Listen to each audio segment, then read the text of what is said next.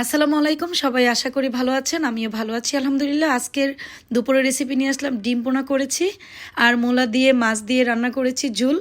তারপরে রান্না করেছি ট্যাংরা মাছ, পুঁটি মাছ সাথে ঝুল ভুনা হালকা বেজে নিয়েছিলাম, সাথে ধনিয়া পাতা কাঁচামরিচ দিয়েছি আর খুবই নাইস একটা ফ্লেভার এসেছে। তারপর রান্না করেছি হলো টমেটো দিয়ে ট্যাংরা মাছ দিয়ে টক। আমি আজকে টেবিলে ভিডিও করতে পারি নাই, কারণ চুলার থেকে ভিডিও করছিলাম, নামাজের টাইম চলে যাচ্ছিল, আজকে অনেক লেট হয়ে গেছে তার জন্য। তো এখানে আমি এই যে টমেটো টক রান্না করেছি, খুব সুন্দর করে, একটা নাইস ফ্লেভার ছিল। আমরা শীতের সময় টমেটো ট্যাঙ্গা একটু বেশি খাই, সাথে আমরা একটু ধনেপাতা কাঁচামরিচ দিয়ে নিই, ছোটো মাছ দিয়ে এই টকটা রান্না করি। টক আর না তো ডাল, এটা আমাদের রেসিপিতে থাকে। আশা করি সবাই আমার ভিডিও আপনাদের ভালো লাগে। যদি ভালো লাগে লাইক কমেন্ট করে আমার সাথেই থাকবেন।